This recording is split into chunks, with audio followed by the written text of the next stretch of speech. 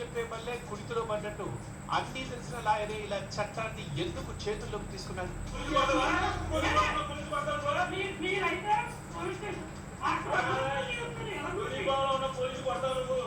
ఏం పనుందో ఏమో గానీ లాయర్ కర్ణిని వెంకటరమణ పోలీస్ స్టేషన్ కు వెళ్ళాడు.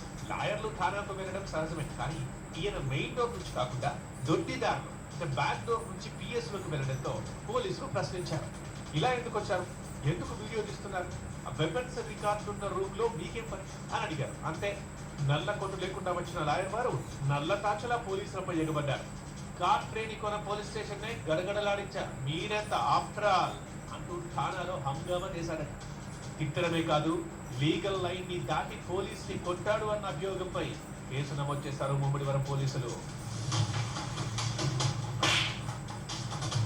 ఈ విధంగా పోలీసులు తన్నించుకునే పరిస్థితికి వచ్చింది. మరి ముందు ఏం జరిగిద్దో.